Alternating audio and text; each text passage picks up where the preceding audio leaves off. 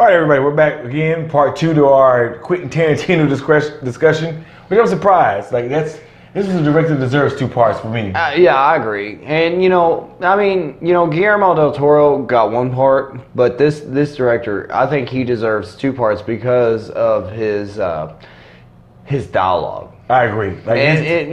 You're absolutely right that his dialogue is the best, and he does have the most quotable scenes in any movie ever made.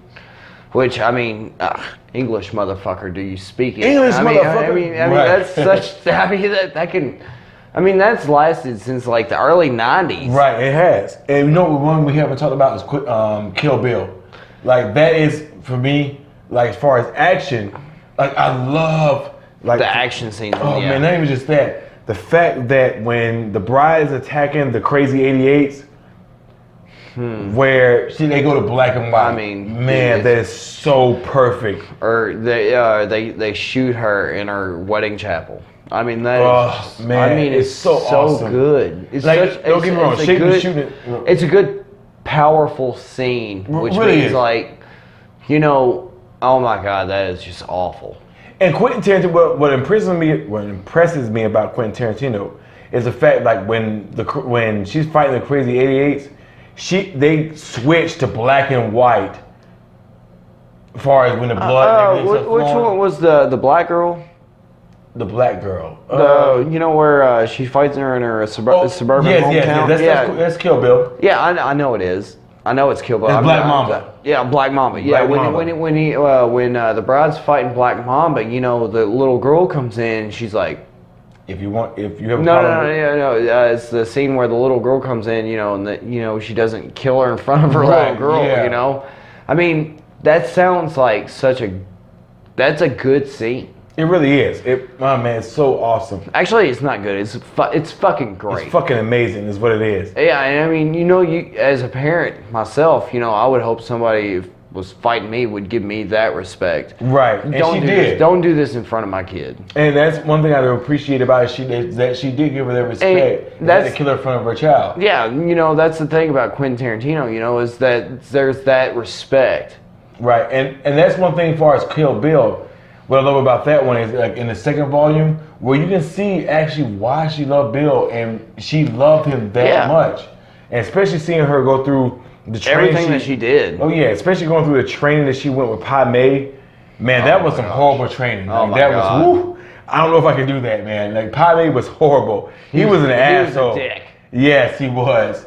But the fact that she went through all that training to be that skilled, and Pai Mei actually taught her the 5-finger death, like the death punch, the 5-finger death, where you it hit that, exactly, it hit that, man, to kill somebody. Oh my God! Like Bill didn't even know that. Like didn't even know that. Well, hell, he even showed her the eye grab. Right. That's fucking dirty. It really is. That is dirty. He was said, awesome. Don't use this, but fuck you in your eyeball. Right, and for me, like I said, the dialogue is what makes what makes Quentin Tarantino for me. He's the greatest dialogue director of all time. I think a lot of the things too that we're missing on him is the just the props, the swords. And not even just that, the practical effects. Like me and you are very big fans of practical effects. I'm saying, like when you're watching Django, I'm saying Django Unchained.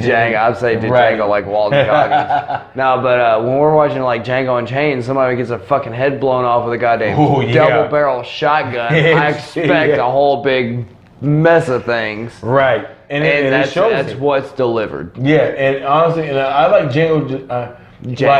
Now my only criticism to Quentin Tarantino the N-word. Yes, and he likes to use the N-word a little too freely. At that time though, where Django Unchained was made, that was a main word.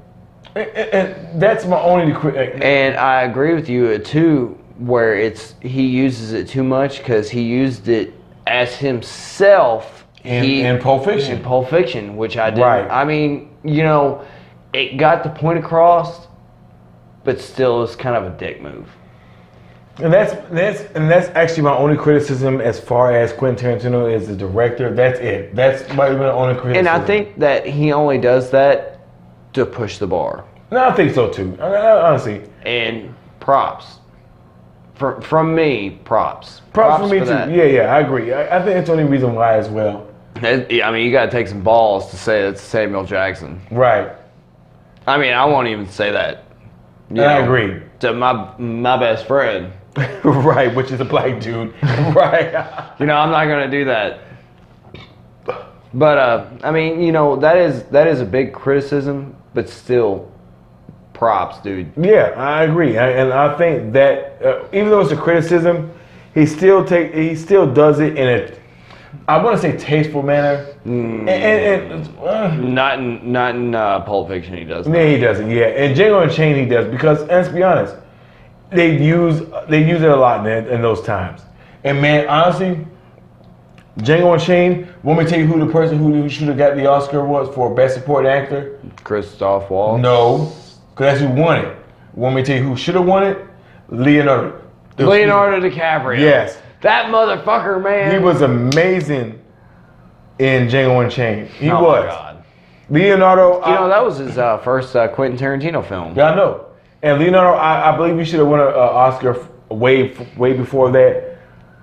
But I think you should have won the Oscar for Best Supporting Actor in Django Unchained because, man, you were amazing in that. He was amazing in Django Unchained. Dude, he's really kind of amazing in everything he plays. He really is. Honestly, he really is. I mean, there's the Romeo and Juliet that sucks, and Titanic that's hilarious. But like, honestly, dude, like the later movies that he's been in, like Blood Diamond and The Departed, I love The shit Departed. like that, Yeah. dude. I mean, Django came after that. So I mean, you really think that he would have won something before that? You would think so. Yeah, I mean, you would yeah. think. But the thing is, I think like they knew, and they gave him to him for one. I think they literally just kind of handed it to him, right? Because that movie was not good. It was. I Revenant was not good. I love the Revenant. It sucked. It was boring. It was boring. I disagree, by the way. Yeah, the bear fight was cool, but the rest of it was boring. Not to me, it wasn't. Anyway. But anyway. I mean, it does show his determination as an actor. Especially in Django, where like he slams on the table and slices his hand open and rubs his blood all over exactly. That poor girl's face. It's sad, but it's still awesome. But I think that for me, like I said, all time, Quentin Tarantino is easily one of my top 10 directors of all time. Oh yeah, easily. Like it's not even a question. I mean, you can watch Pulp Fiction at any time, and it's still relevant. Yeah, I agree. And that will stand the test of time. Same way with Inglourious Bastards will stand the test of time. I don't know if Inglourious Bastards will, but I know Pulp Fiction and Reservoir Dogs will. Well, they already have. Well, we agree. Because I can watch those right now and still be entertained. Yeah, I mean, they came out at the same time as like fucking some Steven Spielberg movies. Right. In the early 90s.